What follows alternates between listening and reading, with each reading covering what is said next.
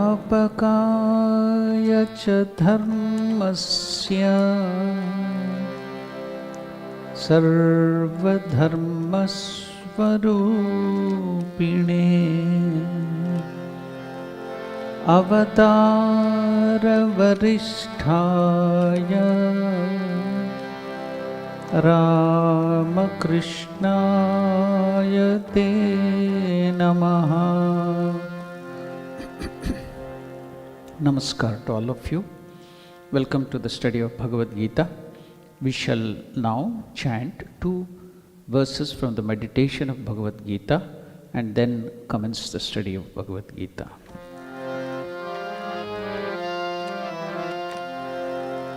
Om Parthaya Pratibodhitam Avata Narayanena Swayam Vyasena Grathitam Puranamunina Madhye Mahabharatam Advaitam Ritavarshinim Bhagavatim Ashtadashadhyayinim Amba Tvam Anusandadhami Bhagavad Gita Bhavadveshinim Vasudeva Sutam Devam Kamsachanuramardanam Devaki Paramanandam Krishnam Vande Jagadgurum.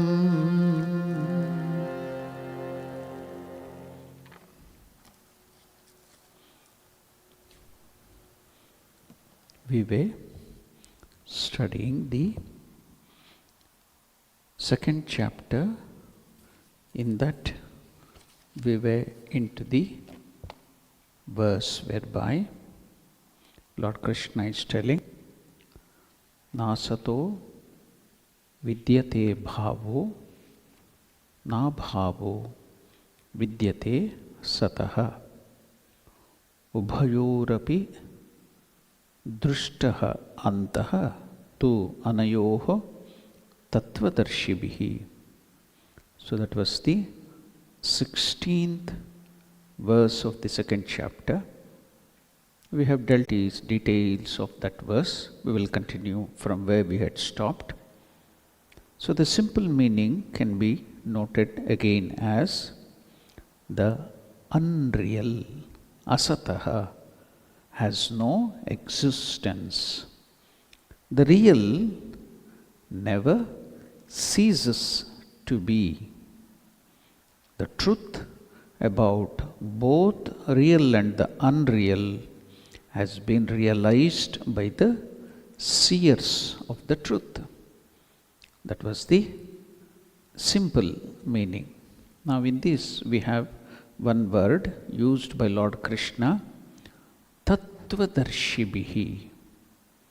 Who is this Tattvadarshibihi or Tatvadarshana?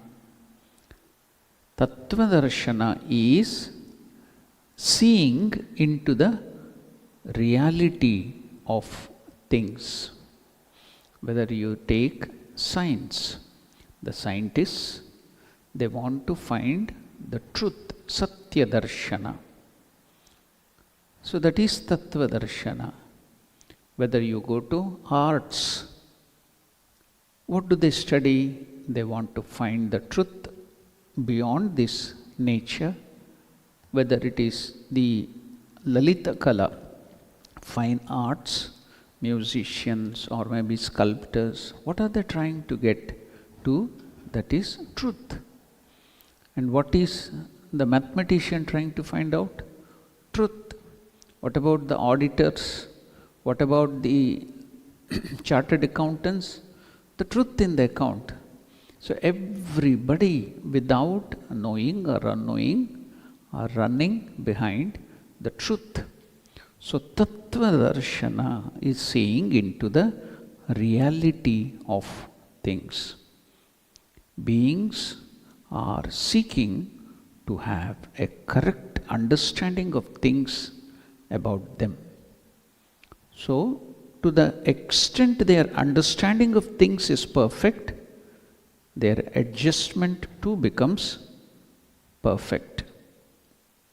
Now, we shall continue with the same pattern of study, the connection. I'll take you back to the connecting ideas in the last discussion. What was that? I had given the example of vegetable. It's in the water, in the vessel, kept on an oven, then the fire is burning, then the heat. I gave that example of Master giving it in the Gospel. What does he tell there? The vegetables, while the heat is coming from the water to them, they think they are great. Each vegetable will be jumping up and down. I am great, I am great. Then the water will think, say, I am giving the heat to the vegetables. They are wrongly thinking that they are great, I am great. But the vessel is thinking, I am giving the heat to the water. But finally it comes to the heat is coming from the fire. Now, is the fire? No. The property of heat is intrinsic in fire. But for the other things like vessels, the water and the vegetable, it was incidental, it was borrowed. That was what we explained in the last discussion. So we will continue with this discussion. Now, using this principle, whatever is incidental, whatever is borrowed, whatever is temporary, will be subject to arrival and departure. Where did we hear these words, arrival and departure? In the two earlier verse, you can see, Agama apayino anityaha tam titikshasva bharata. There we heard that Agama apayino, arrival and departure. So whenever senses or the mind through the sense, the window or the door of senses, come into contact with this world of the sense objects, then we get so many experiences of varieties. What are they? Dualities. What is the duality? Heat and cold, Shita, Ushna, Sukha, Dukha, happiness, then sorrow, loss, profit, so many things, respect and insult, like that. Everything you see, it is in dualities. So they are not permanent, they come and go. That is what Krishna is telling. They are subject to arrival and departure. So now, whatever is incidental, the heat for the vegetable will come and go. It is not intrinsic. For the water, it will again become cold. For vessel, again it will become cold. So it is not intrinsic, it is incidental, borrowed.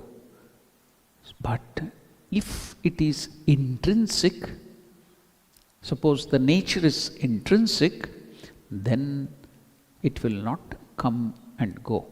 There will be no arrival and departure. It is permanent. Now, let us take anything that is perishable in this world or universe, any perishable thing, impermanent thing in the world. It enjoys existence or its nature only for some time. So that is called as an impermanent thing. What is impermanent then? Whatever exists for a limited period of time. Existence, it doesn't have its own existence. That is what Krishna is trying to tell Arjuna in this verse. Nasato vidyate bhavaha nabhavo vidyate sataha. There is no existence for the unreal. There is no non-existence for the real. That is what the meaning of this verse. The Tattvadarshis or the wise people will understand the nature of both of this thing, real and the unreal, and they will not get disturbed. They will not be taking their mind, ego, emotions up and down. They will be not disturbed. They will keep their mind calm and composed. Why? Because they know the nature of both these things. So now let us see what are impermanent, what are imperishable things. Whatever exists for a limited period of time is called impermanent. Example, your own body. The body is impermanent because between the date of birth and date of death, it exists. Before the date of birth and the date of death, body did not exist. So we may not like to think what happens to us after death, but it is a fact. After the date of death, this body will not exist. So from this we can nicely conclude every impermanent thing enjoys existence only for a short time. So between the manufacturing date, this was about your body or anybody's body. What about the things which you have in your house? You amass things, so many things you want to enjoy. So you go on. So that is become a fashion, marketing, going to the mall and getting things which I don't want. So credit card, debit card, you will get credit nowadays, and you can, even before earning your salary, you can go and do purchases. Get the thing simply because you have some loan.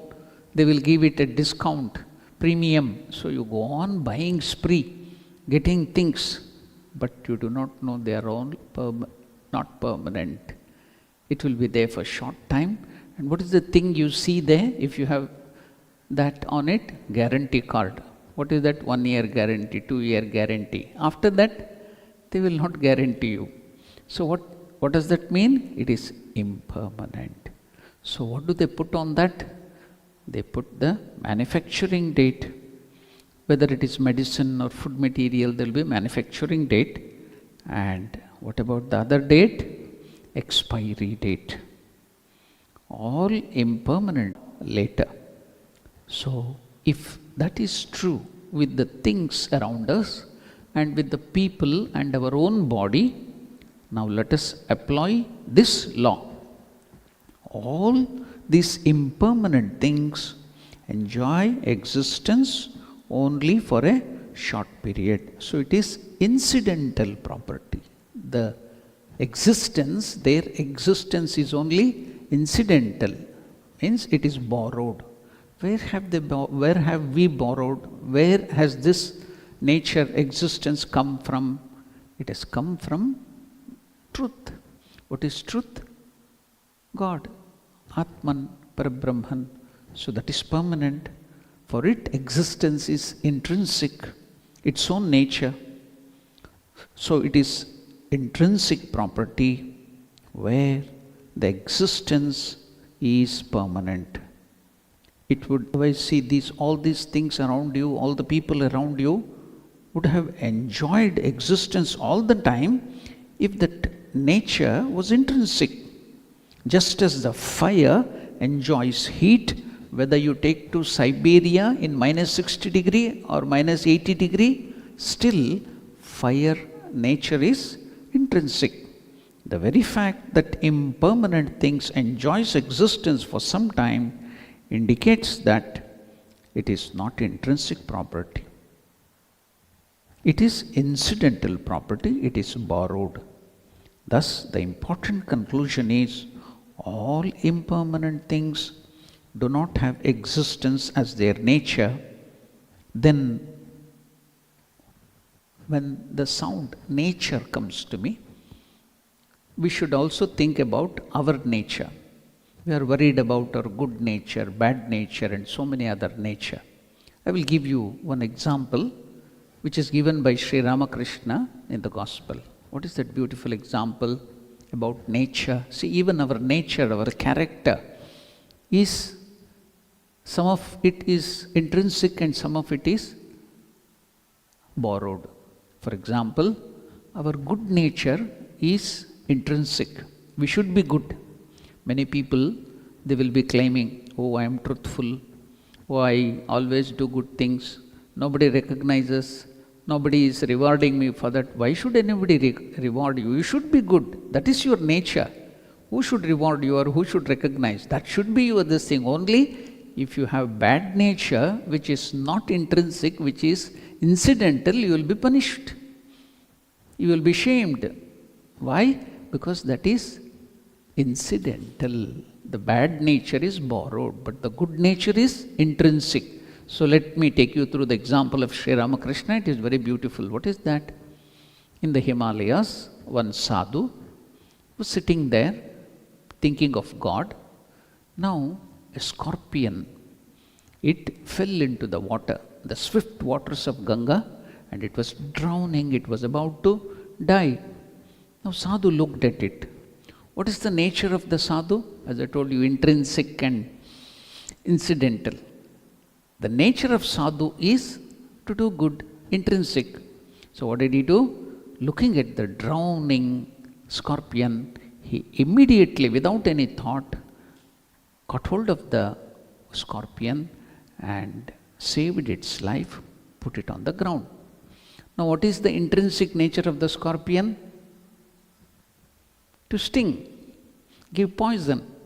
So what will the scorpion do? Whether it has saved the life, whether that person has saved the life or not saved the life, killed the life, what will it give? It will give only poison. So immediately it stung the sadhu. Intense pain. You know, if somebody has undergone that or you have been stung by scorpion, you will not know the pain, what will be the pain. I have seen many people, but I have not been stung by the scorpion, but I have seen many people being stung and the pain they undergo. Now the sadhu had intense pain. Then again he sat for thinking about God. The scorpion went up again, fell into the water. Again.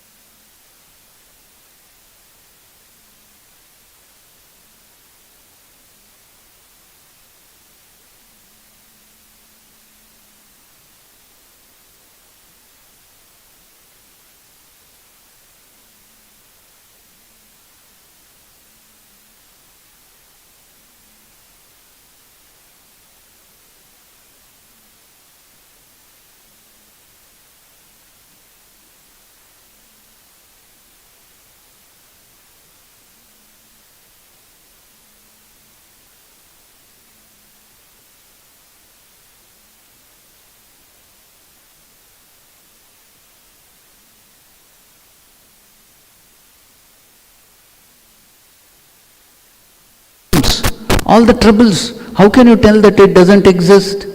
See, with this example I am giving you. Cold doesn't exist, but you are feeling it. I feel the cold. No, absence of heat is cold. Darkness, I see it. No, it doesn't exist. Then how is it felt? We can see it? No, absence of light is darkness. Okay, with that example, we will move forward. So, if we are giving too many serious examples, science and this, you may get little bored. So, I will give you some ridiculous examples, okay? Then you will feel a little relaxed. What is that? Most of the people, what do? The beauty to increase, enhance the beauty, what do we do? Makeup. 6 layers, 4 layers, 10 layers of makeup we will do to enhance. So, there it is borrowed beauty. It is not intrinsic. It is borrowed. It is only for a short time. That beauty of the makeup, how long will it be there? Maybe 24 hours or 6 hours or 10 hours. As long as the makeup is there on the face. Now you go to a person's house without informing. You will see his original condition. He may not be having his denture. He may be not having his glasses and the beauty. He may not dyed his hair. If you look at him, you need not go to any, get the picture of a ghost, whatever that might be. So, that is only, your beauty has been enhanced only by the makeup. So, you can see just like that. But the beauty of the Atman, your true nature, even though you may be looking ugly, I have given the example many times of Abraham Lincoln. See, if you develop that your intrinsic nature, that is the goodness, the good qualities of service and the beautiful positive qualities, physically we may be appearing ugly. We may be in different colors, but there exists the beauty. What is that example I give? Many times I have given that example, but because it's a necessity in the context, I am going to give that example again. What is that? A father took his 6 or 7-year-old daughter to meet the president. He himself wanted to meet, so he is taking his daughter also to meet Abraham Lincoln. So, most of you have seen the photo or the face of Abraham Lincoln. If you have noticed it, again you can go on the Google, notice it. Very, not a beautiful face, ugly face. I can't tell you even ugly, but just for the sake of transaction, I have to tell ugly face, okay? Now, the father tutored the child. This girl is 6 or 7 years old.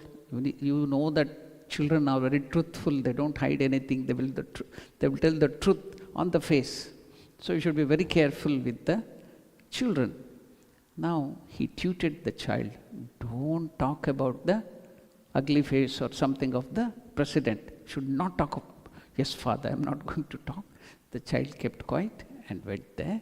And after the whole meeting, while coming back, the child, the girl child, was so impressed by the behavior of Abraham Lincoln. He treated the child with so much of kindness, with so much of sweet words, with so much of other good things he treated the child. The child told the father, "Father, you told that Abraham Lincoln is ugly, but he is so handsome and beautiful."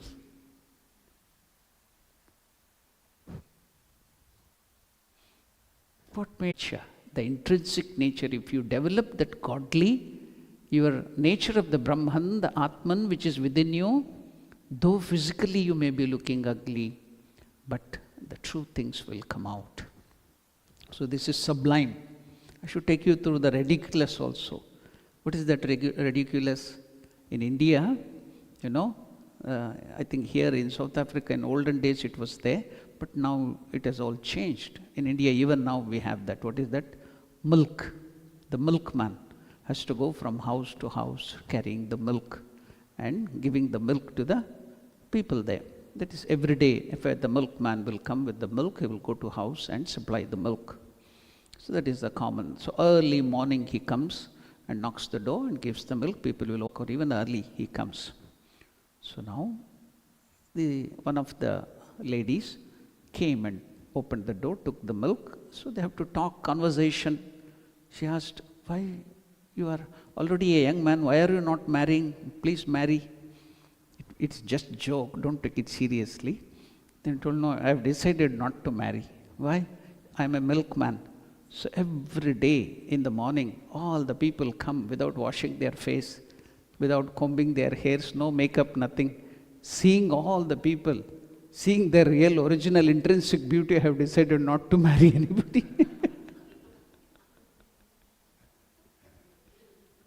Okay, that is a ridiculous thing. That it's only for the explanation of what is real and unreal, so that you will remember it. I told all these things. So again, the beauty is borrowed because of the makeup. So all that thing, any impermanent thing, does not enjoy existence as its real nature. So it enjoys borrowed existence. That is called mithya or maya. Mithya or unreal. So the definition of mithya, the definition of unreality, is anything that does not enjoy existence as its real nature, but it enjoys existence only by borrowing, whereas whatever is permanent enjoys existence as its intrinsic nature. That means it does not borrow existence. That is defined as Satyam. So, Antaha, see here in this word, finally. Antaha, in the end, people will come to know the Tattvadarshibihi, what is the difference between real and the unreal. The whole of our life, the whole of spiritual life is to know the difference between the real and the unreal. What is spiritual life? To know this difference is spiritual life, to know the reality. We are going in search of the reality. That is spiritual life. That's why, even though it looks so ridiculous, I am giving so many examples and trying to put into your mind what is the difference between real and unreal. So unreal has borrowed existence. It is only for a short time. But that which is real, whatever might be the condition, it exists always. That is very, very important. We have to understand. So borrowed existence and intrinsic existence. To convey that idea, let me take you through one more example, which is always given in the Vedanta, our scriptures. What are the two examples? One is clay. What do they make out of clay? They make varieties of earthenware, pots and other things. So now, varieties of earthenwares are made from the clay. For a short time, that pot or the other things will exist. The lump of clay is converted into pot. Until now, if somebody asks whether the pot is there or not, what did I say? There was no pot. But after some time, when the clay is given a shape as a pot, what do you say? Oh, now the pot exists. And thereafterwards, imagine again, you break the pot due to some reason. Now what happens? The pot loses its existence. Now you say, there is no pot. So the pot enjoyed temporary existence. So it is whether that its existence is intrinsic or borrowed. Pot enjoyed temporary existence. It was a borrowed existence. Borrowed from where? Borrowed from clay. Clay alone lends existence to pot, whereas clay enjoys existence always. Likewise, gold. So much of ornaments are made. These are the examples which are given in our scriptures. Gold ornaments, you make so many things ornaments. But it will go off again. But as gold, it is always there. What about another beautiful example given in the scriptures, which is very nearer to God or Parabrahman? It is the ocean. Ocean, the existence of ocean is always there. But the waves, the bubbles, and the froth, they come in millions and millions on the ocean. But it is temporary, it does not exist. But as ocean, it exists for a short time. But the existence of the ocean is permanent. Like that, the reality that is called God or truth or nature, whatever you call by the name, it exists always like that ocean. And all these creations of galaxies, Milky Ways, that and this is projected like waves or froth or like bubble. It breaks. So, with this example, you can understand what is real, what is unreal. Now, about your worries. I have told about the nature with the example of the sadhu and the scorpion. The sadhu telling, my nature is intrinsic, the goodness is intrinsic because I am the child of God. So, nature, I will never give up. Like the intrinsic nature of the scorpion was doing bad, stinging. So, it is not giving up. I am not going to give up. Temporarily, we may give up our good nature and get into trouble. Likewise, what about the difficulties? What about the problems? So, we will take that example through one beautiful example which happened during the Second World War. What was that? About the difficulties, you know? The Prime Minister during the Second World War of England, anybody can tell? Winston Churchill. So, in his house, a old senior butler was there. You know who is a butler? Now, this butler was there in his house from the childhood of this Winston Churchill. Now, he was very old, the butler. He used to cook, he used to feed, bring the cloth, do everything for this boy. Now, he has grown up, he's become the Prime Minister, Winston Churchill. And during the Second World War, he was leading his country, the nation, Britain, Great Britain. So, he was always worried, too much worried. Why? Germans are attacking. The Second World War has started. So much of problem to England. The whole world is in peril. One side it is Italy, the Axis, then the evil Axis there, Germany and Japan. They are attacking. The whole world is participating in the war. Now he's so much worried. He's not taking food properly. He's always not sleeping. Winston Churchill always depressed and worried. Now, butler, this wise old man who has seen everything, has experienced everything, he came and very calmly told this boy, my dear Churchill, why are you so much worried? Why are you not taking your food? Why are you not sleeping properly? Then Winston Churchill told, what shall I do? My country is in great difficulty. I have to lead the nation. I am the Prime Minister. The country is in great trouble. So I have to look after my country. So I am worried what will happen to my country. Then the butler told, my dear Churchill, who looked after Great Britain before you were born? The Lord. Who looked after Great Britain before you were the Prime Minister? The Lord. Who will look after Great Britain after you give up your Prime Ministership? The Lord. Who will look after England or Great Britain after you are dead and gone? The Lord. Don't you think He will look after Great Britain now?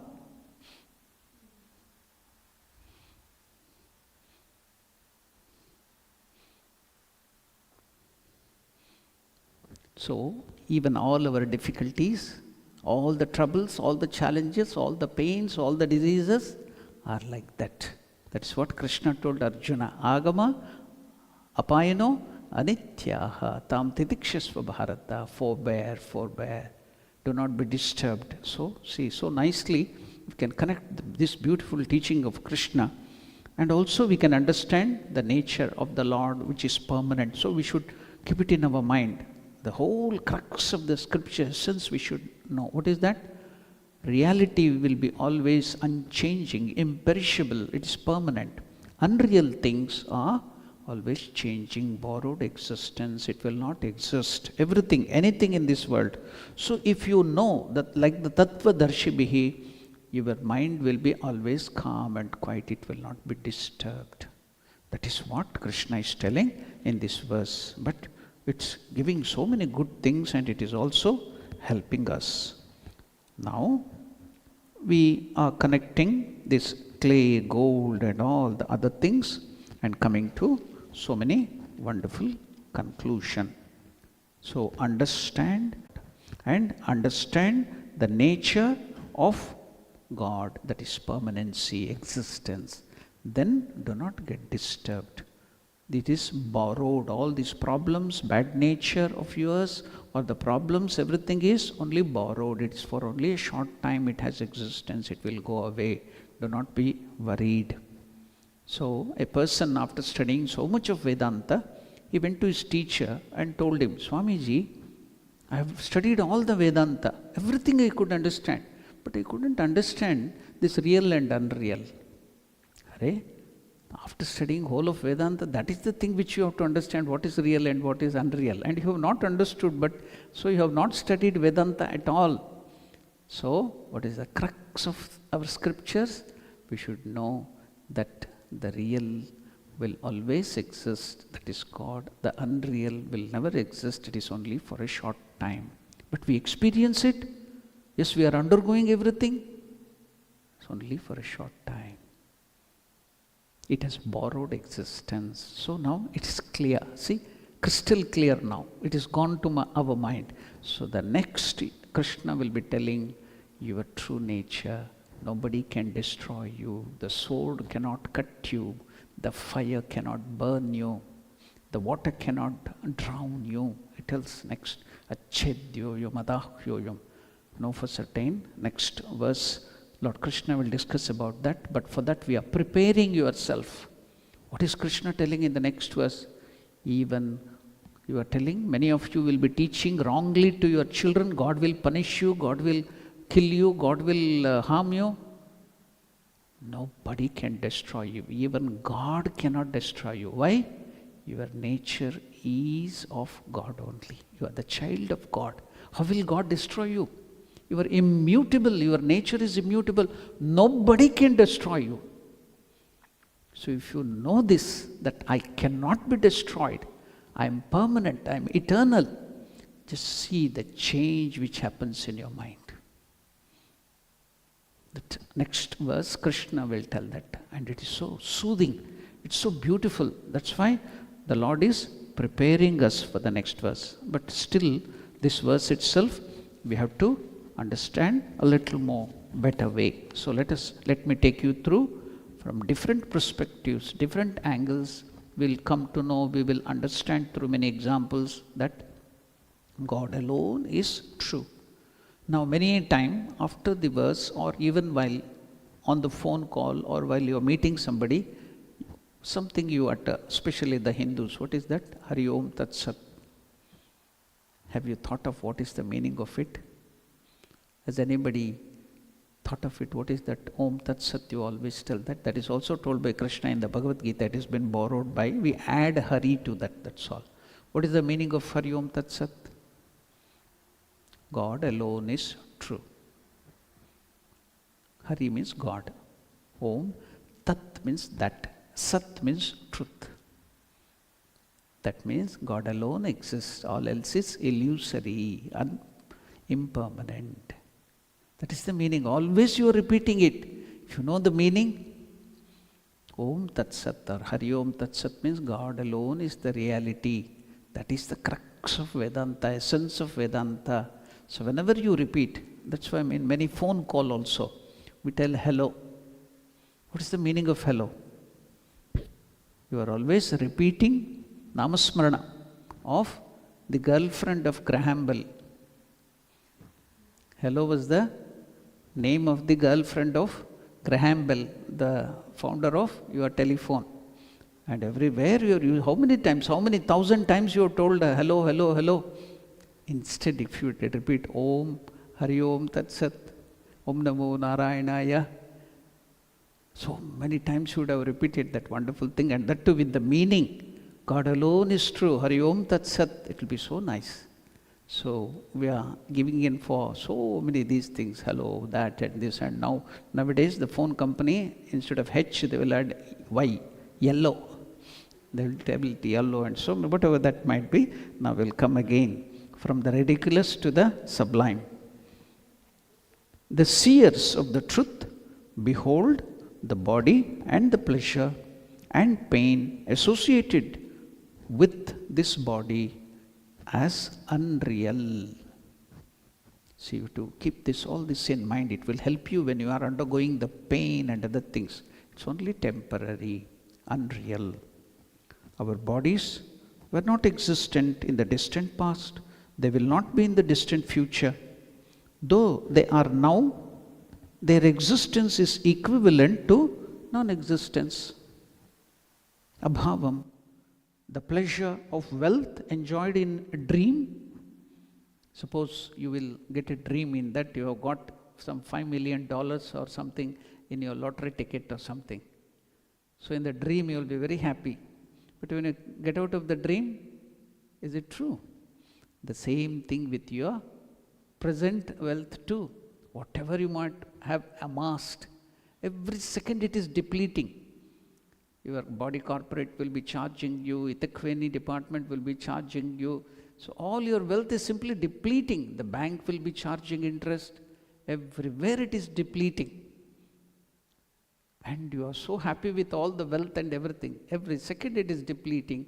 Your body is depleting. Everything is depleting. But you feel so happy and pleasurable. Then moment one tornado comes, I had been yesterday to the tornado hit areas. You think your house is permanent and the roof is protecting you. I have seen the strongest roofs are gone. I went to all the places yesterday and saw different places. Even the houses, the roof is gone, nothing inside. And the wealth was looted. People came and looted everything, no food. Yesterday or just before the tornado, they were so happy and they were so rich and so strong that very second, no roof, no water, no food, no shelter. What happened to your roof? What happened to your permanency? Where did it go? You are so much dependent upon these unreal things. That's why at least now when you see you need not be punished or you need not be getting into trouble. Why don't we learn from the mistake of others? The mistakes of others, the suffering of others is only that we can learn, not to ridicule them or mock them. We have to help them.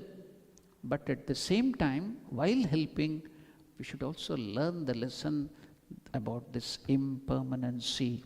The pleasure of wealth enjoyed in dream is unreal, even while enjoying it. A beggar, now he started dreaming. A beggar that day begged here, there, alms. He got one pot full of alms. He was so happy that I have got alms, nothing today to beg. So he kept that pot of food nearby. That is the only source of his income, begging. So he's kept that pot because he had pot full, nothing to beg now. So he's happy, sustenance. So he went into deep sleep. In the deep sleep, this beggar got a dream. What is that? In the dream, he has become a king. The dream is a king and he has a beautiful queen. Now he had 6 or 7 children and all the thing is enjoying, he is commanding everybody. Now by mistake, one of the child got hurt. He got very angry with the queen and started going and kicking her. And now what did he do? In the dream, he kicked the pot of food there. The pot broke and fell and the food is gone. He woke up. Where is the queen? Where is the kingdom? Where is this thing? Even the pot of food which he had begged with so much difficulty is gone. This is your world of pleasure which you are enjoying. Any one small tornado will lift your roof and it's gone forever. And you are so boasting with ego and pride that I have so many things. Where is it? What is that? So the pleasure of wealth enjoyed in dream is unreal even while enjoying it. The body is devoid of bhava, existence, and therefore unreal. It was not in the past. It has come into being now. It will not be in the future. What seems to be real now is only a modification of elements. What you feel now, the body or others' body or other things, is only modification of elements. It is therefore to be discounted as non-existent. All the things. The man of understanding, men of wisdom, should not be affected by pleasure and pain, the dualities of this world, which are all born of nature, or the Parabrahman, the God who is within you, is existence, is real. It is bhava, which means awareness or pure consciousness.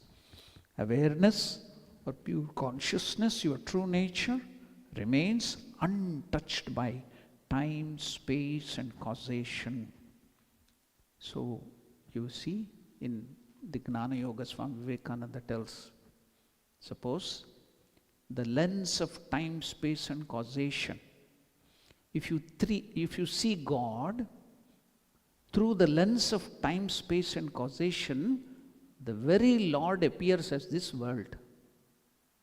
You remove this lens of time, space and causation from front of your eyes, this very world will become God.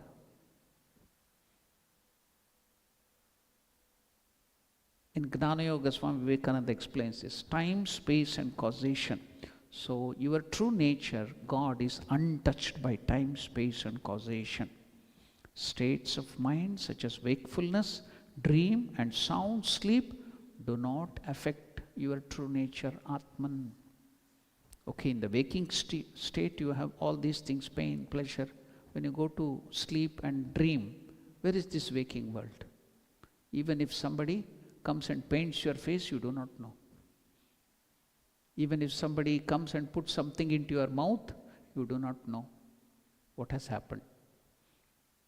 And you tell that everything in this world is real. When you are in dream, you do not know. And after the dream state, you go to another state. What is the deep sleep state? After getting up from the deep sleep, you know, I had a very good sleep. How could you know? I couldn't understand anything. But in all the three states, there is awareness. That is your true nature. You are aware of everything in the waking state, in the dream state. Somebody is watching everything. That is your true nature. That is not changing. So see, our rishis and munis have fathomed all these realities. So it is untouched, your true nature, by time, space and causation. States of mind such as wakefulness, dream and sound sleep do not affect Atman. Whatever might be the external condition, Atman is not affected. Modifications, which are characteristics of things phenomenal. So phenomenal means change. So all this world of phenomena or things phenomenal do not take place in Atman. So what is Atman? God, that is your true nature. It is noumenon. This world, phenomenon. So this is noumenon and phenomenon. So modifications which are characteristics of this phenomenal do not take place in the God or the Lord which is within you. It is ever itself. That's why one of the famous Mahavakya, there are 4 Mahavakyas in Upanishad. Maha means great, Vakyas means statement. What are they? This, here it is given, Pragnanam Brahma. What is Pragnanam? Awareness is reality. Aham Brahmasmi. I am that Parabrahman. Then I am Atma Brahma. This Atman, the Atman which is present in you, is that Lord or Paramatman or Parabrahman. Then what is the other last one? The Mahavakya, another one. Anybody knows what is that? Tattvamasi Shvetaketo. Tat, that. Tvam, you. Asi, are, that thou art. You are that Atman. You are not even 1 inch or 1 millionth of an inch less than that. You are that. See how much of this thing you call. Vivekananda tells you call people sinners. To call people sinners is a liability, is a sin. Because your true nature is eternal, infinite, blissful Atman. You are the children of immortality. Don't call them sinners, tells Vivekananda. That is your true nature. So, reality, it is sought to be explained further in the next verses. And now what Ramakrishna tells in Gospel, the ocean of infinite existence, infinite knowledge, infinite bliss is ever itself unaffected by the phenomenal. All this world cannot even touch it. And you are that, every one of you, whether old or young, educated or uneducated, whatever it might be, they are only phenomenal, that is only temporary. But your true nature is infinite existence, infinite bliss, infinite consciousness. So, yeah, there is some more time. We will discuss about this verse for another 5 minutes, because it's so soothing and it is so strengthening. It gives us strength. This is strength, this is character. Nasato vidyate bhavaha, na bhavo vidyate sataha, ubhayorapi drishtvantaha, tvanayos tattvadarshibhihi. Our thinkers, our Indian thinkers, the rishis, when they studied the world, found two aspects to the world. One is a changeable aspect, and another an unchangeable aspect. Everything in this world is changeable. Every second it is changing, says Shankaracharya in his commentary on the Katha Upanishad. Pratikshanam anyata swabhavaha. Every moment it is becoming something else. This world, this body, your mind, your thought, your nature, everything. Change is the characteristics of this external and much of your internal world too, that is mind. And anything that changes moment to moment, Vedanta calls it unreal. Anything that changes moment to moment, Vedanta, our scriptures calls it as unreal. That is how we use the word unreal. It exists apparently, but it is unreal. This world looks as if it is existing, but it is unreal, like the dream. It appears, but it is unreal. This is one great conclusion of our philosophers in India. Even in China they borrowed it, even in Greece in ancient times. The nature of this manifested universe, a universe which one experiences with these 5 senses, our eyes, ears, nose, tongue and the skin, is that it is constantly changing and is therefore unreal. Whatever changes is unreal. Then where is the reality? Vedanta says, yes, there is the changeless reality beyond the sensory level, beyond our sense experience. You come to the world of reality, which is unchanging, infinite, eternal. This distinction was made very clear in our philosophy in India. Even the Greeks also had this philosophy. There are 2 schools in Greeks. What is that? One holding on to this eternal, changeless reality, and the other holding on to the world of change. That is called, which is holding on to the world of change, is called Western philosophy. Which is holding on to the permanent and eternal is called Eastern or Indian philosophy. Now, how is it changing? You go to the example given here in our scripture is, you go to the river. Go to the river and touch the water. Take a bath and come out. And go the next second, touch. The next second you touch that river, it's not the same river. You think that you have taken bath in Ganga or some other Amgeni river or something. But the next second is not the same river. Noticed it? Have you felt it? Every millionth of a second the water is changing. Likewise, this whole world, this whole universe, your own body, every 6 years, every cell of your body changes. Every 6 months, every cell of your blood changes. That's why the doctors tell you can donate blood once in 6 months. Because the bone marrow and other, this thing produces new blood into your system. So you can donate your blood within 6 months. So every cell is changing in your body within 6 years. You think you are permanent. But something doesn't change. That is the difference. So we'll stop our discussion about the real. We cannot stop this discussion at all. It's a continuous thing. That is the Advaita Vedanta, the sadhana itself, neti neti marga. What is that neti neti? Na iti, na iti. What is that na iti means? Not this method. What is that not this method? The negative method by Vedanta uses. This is not reality. This is not reality. This is not reality. Then when you reach the reality, you need not tell this is real. It is understood. So, separating that this is not reality, that is the Advaita Vedanta Marga. Negating everything, this is not reality. So, search of the real through the negative means. But the devotional people, what do? In the Bhakti Marga, that is Neti Neti Marga, this is Iti Iti Marga. Yes, this is unreal, but God is there behind it. Yes, this is all the relationship, the father, mother, they are unreal, but God exists in them. See God in them, see the real in them and serve them. So that is Iti Iti Marga. These are the two important paths by which in Hinduism or Sanatana Dharma takes us towards God. One is Neti Neti Marga, one is Iti Iti Marga. Permanent in this impermanency and go, this is Iti Iti Marga, the devotional system. This other one is Neti Neti Marga, not this, not this. Negate everything and go to the reality finally. This negative method, the example given by Ramakrishna with that one story, I will stop my talk. What is that story?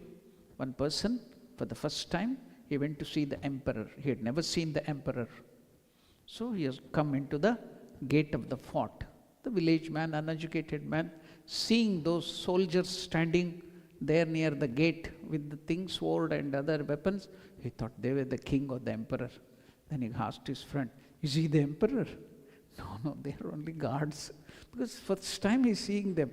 Then he went into the palace. So palace, there are so many soldiers. They are little more better dressed. The outer soldiers were not well dressed inside. So thinking them, are they the emperor? No, they are not emperors. They are only guarding the gate of the palace. Went inside. There he saw the ministers, all in gorgeous dress. Are they the minister? No, they are not the ministers. They are only ministers. Went inside. Some other people, relatives of the king. Are they the emperors? No, not the emperors. Then finally he stood in front of the emperor.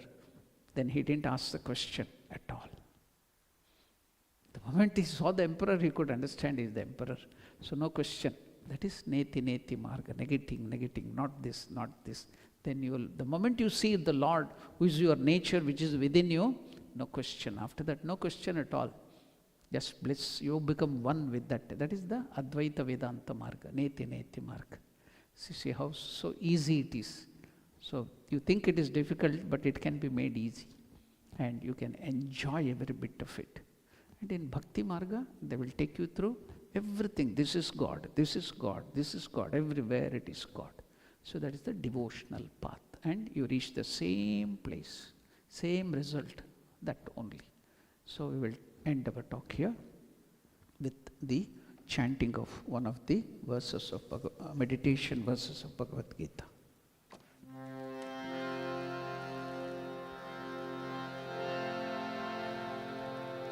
Mukam karoti vachalam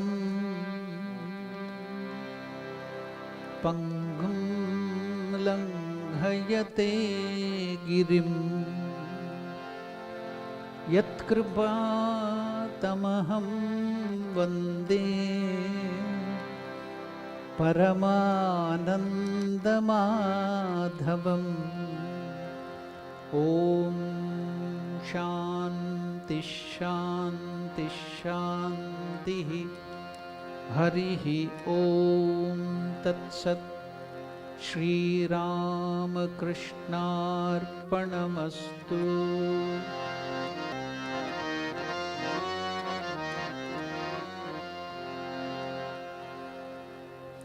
in the end I told Harihi Om Tat Sat.